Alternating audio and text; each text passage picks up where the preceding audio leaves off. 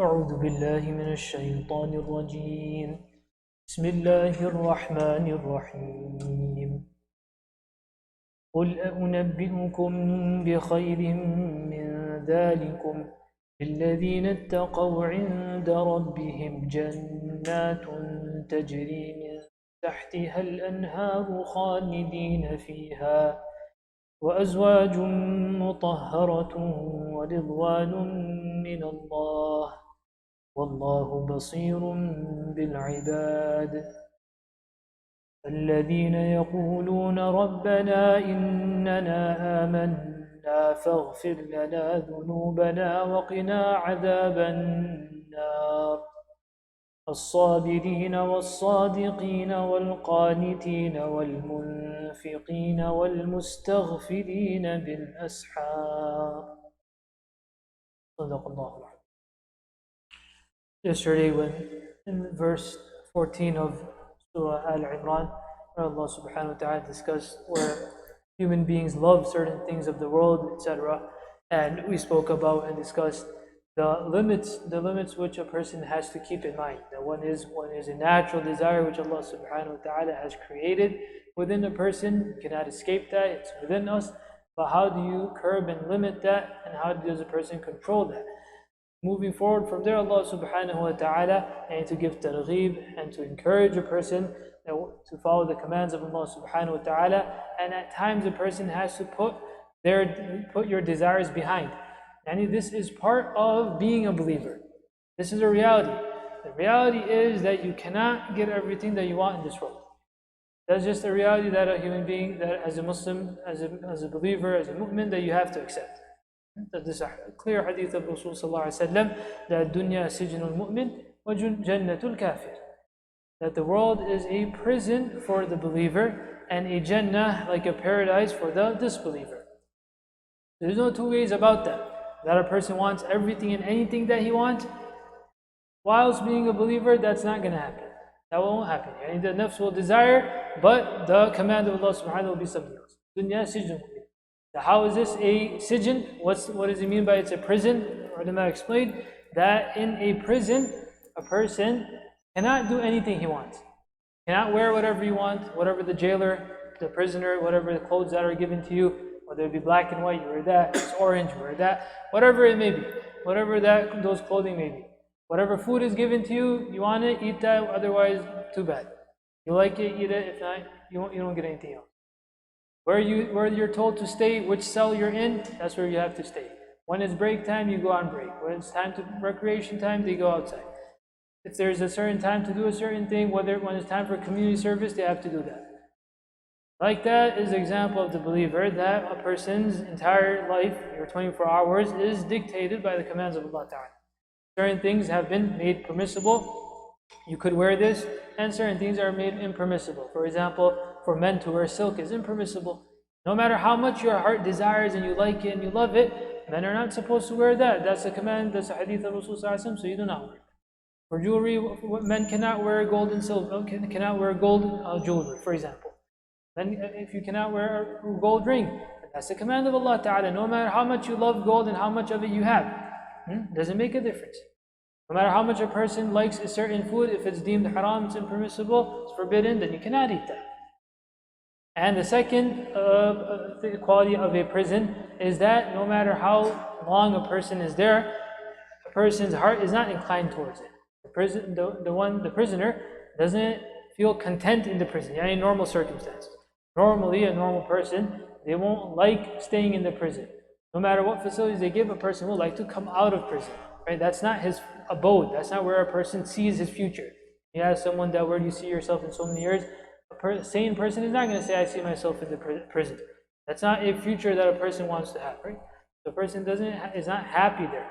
Like that, a believer, this is not our abode. And in that reality itself, there is hope for us. And there is an encouragement. There's targheeb in that for the believer. That yes, maybe we cannot do everything right in this world, but there is that afterlife. There is that Jannah that awaits us. We're in فِيهَا وَفِيهَا مَا تَشْتَهِيهِ الْأَنفُسِ وَتَلَذُّ الْأَعْيُنُ. That in Jannah is that place, is that anything the person desires. Whatever a person desires, that Allah Ta'ala grants it to that person. So that's where we are going, that's where we're heading, and that's what we aim for. So in this world, that is not, if a person stays away from these things in this world, or a person doesn't get certain things, it's not the end of it. Whereas for the kafir, it's either whatever they get in this world, that's what it is, and after that there are no promises. So if the kafir died earning $1 million, that's what he has. There's nothing else that awaits him in the akhirah.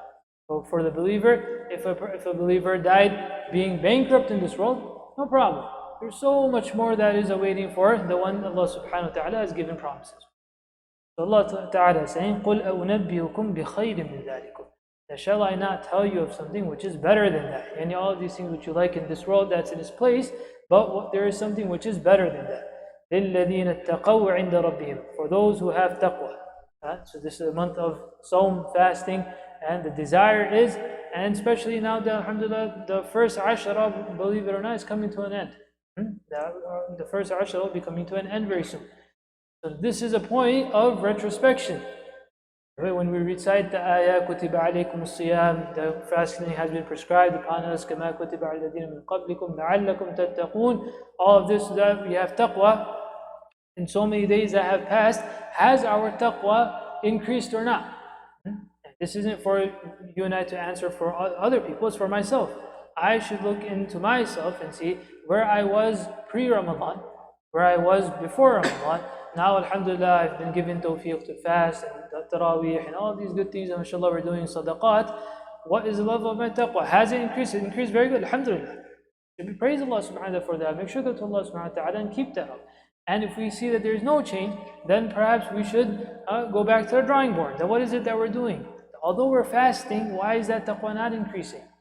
I'm fasting, yet I'm getting angry at people, yet I'm fighting with people. I'm fasting, yet those certain wrongs that I was doing, I'm unable to leave that. So maybe we need to think about this again, or maybe we need to ask someone for help, or speak to someone. Can you help me better my fast? Maybe is there something that I am doing or I should not be doing that is causing this this gap in my fasting? That it's not giving the fruits of taqwa which I'm supposed to be reaping. لِلَّذِينَ اتَّقَوْا. For those that have taqwa عِنْدَ رَبِّهِمْ, by their Lord, by their Lord will there be jannatun, that Allah subhanahu wa ta'ala will give many gardens. Jannatun, not only one jannah, many jannat. Jannat is a plural of jannah. Jannatun tajri min tahtiha al-anharu khalidina fiha. The gardens beneath which rivers will be flowing, and it won't come to an end.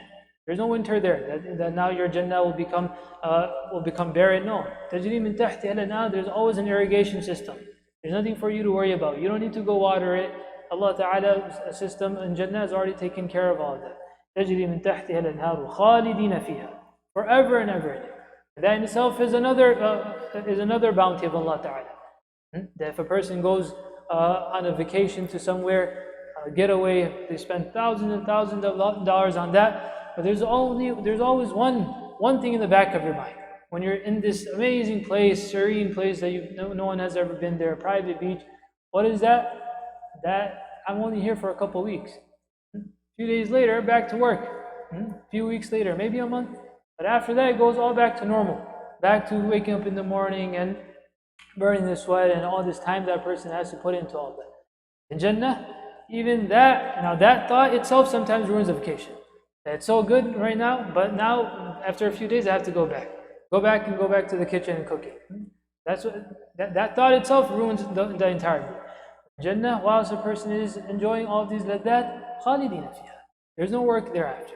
There's no going back and doing this and that.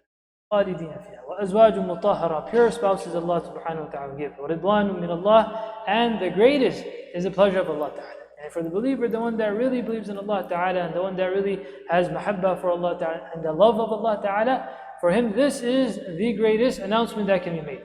The ridwanu min Allah, that Allah Ta'ala is happy with you. Allah Ta'ala is happy, then after that, what else does a person need? That's complete success that a person has attained. Ridwanu min Allah.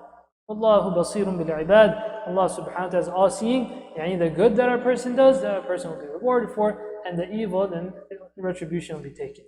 الَّذِينَ يَقُولُونَ. Those believers, those people of taqwa, they say what? يَقُولُونَ رَبَّنَا إِنَّنَا آمَنَّا. O our Lord, indeed we have believed. فَاغْفِرْ لَنَا ذُنُوبَنَا. فَاغْفِرْ لَنَا ذُنُوبَنَا. Forgive our sins. وَقِنَا عَذَابَ النَّارِ, and save us from the punishment of Jahannam. And if we've been seeing the last few days, again and again, ayat are repeated what? Taqwa, staying away from certain things. Deen is not a very complicated thing. It's not new ideas always popping up. And when someone hears this banner or an announcement, Nadarat Jadida, new insights into Islam, that means that's not Islam. There's nothing new about Islam. Rasulullah, the Sunnah which came from Rasulullah, that continues. The Quran hasn't changed. There's nothing new. Yes, there's ways a person can propagate, the alat can change, the tools a person uses, all of that can change. But the content of Islam, the content of deen, your aqidah, what it was, that cannot change. These things cannot change in Islam. So all of these ideas, the themes of the Quran Kareem also stay the same. That staying away from bad, doing good actions, saving yourself from the fire of Jahannam, attaining paradise. It's a very simple solution that a person needs to do. The Mashaykh say that entry into Jannah requires 2 steps. A person needs to take 2 steps into Jannah. What is that? The first step you put on your nafs, with the second you enter into Jannah. Very simple. Only 2 steps away. First step, what do? You put it on your nafs. You put it on your nafs, that's nafs is put away. And with the second step, going to Jannah. It's that easy. And easier said. Person has, but this is how we need to train ourselves. And a person needs to think like that. وَقِنَا عَذَابَ النَّارِ. الصَّابِرِينَ, those that have sabr. Sabr here will refer to 2 aspects. One, sabr ala ta'a. Sabr ala ta'a. Sabr meaning that patience a person needs to have, perseverance in doing the obedience of Allah Ta'ala. If it's difficult for someone, and if it's difficult for you to fast, it's very hot, alhamdulillah, the weather right now is beautiful. For this we should also say shukr. Say alhamdulillah to Allah for the ease that we are going in. People in other parts of the world go through much more difficulties. Over here, sometimes the temperature goes a little higher in the masjid, a little lower. Oh, marjare, we're dying, this is happening.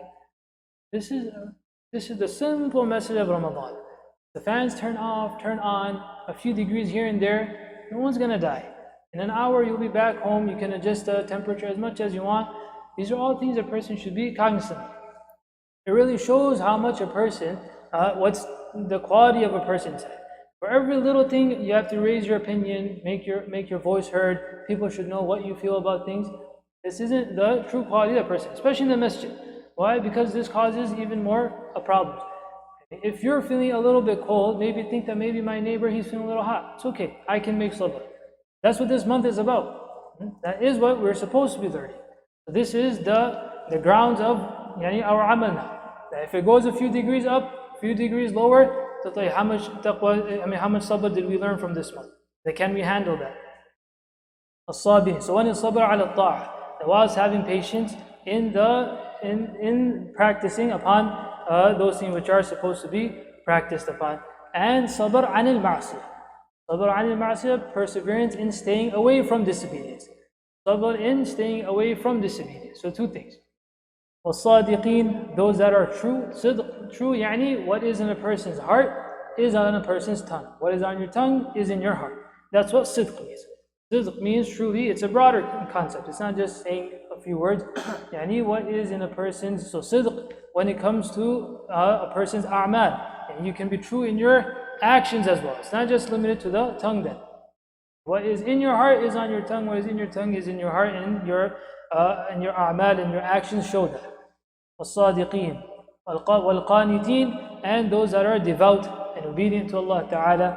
والمستغفرين بالأسحار.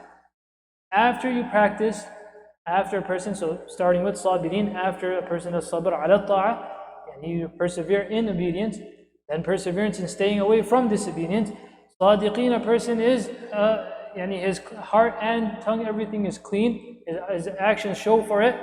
Qaniteen, a person is devout to Allah Ta'ala. Wal munfiqeen, a person spending in the path of Allah. Then what's the final quality? Wal mustaghfireen bil ashab. Don't go around announcing and publicizing that I do this and I am this and I am that. Mustaghfireen bil ashab. That by suhoor time, ashab sahar is the suhoor time. What is the quality of these believers of Allah Ta'ala? Al-mustaghfireen. They seek forgiveness. All they went in obedience, staying away from disobedience. They're spending the path of Allah Ta'ala. They are devout, they have taqwa to Allah Ta'ala. So now they don't go to sleep in ghafla, rather they are now seeking forgiveness. Nafi', the Mawla of Ibn Abbas radiallahu anhu, Ibn Umar radiallahu anhu, he used to say that after Ibn Abbas, Ibn Umar radiallahu anhu would spend the night in obedience to Allah Ta'ala, he would ask me, Asharta, is it time for suhoor yet? I would say no. Then when it would be time for suhoor, I would tell him, and now the rest of the night, and right before Fajr, he would spend his night in seeking forgiveness. And the night was spent in obedience, the day was spent in obedience, but now this final portion is for what? Istighfar. Maybe again I messed up. That is what it means to turn to Allah Ta'ala. That is what we should aim for. And obviously a person cannot have a 180-degree turn. It takes time. A person practices, slowly come towards that. But that is a goal that we should keep. وَالْمُسْتَغْفِرِينَ بِالْأَسْحَارِ. We make dua that Allah Subhanahu wa Ta'ala give us tawfiq, give us these sifat and qualities that we ought to.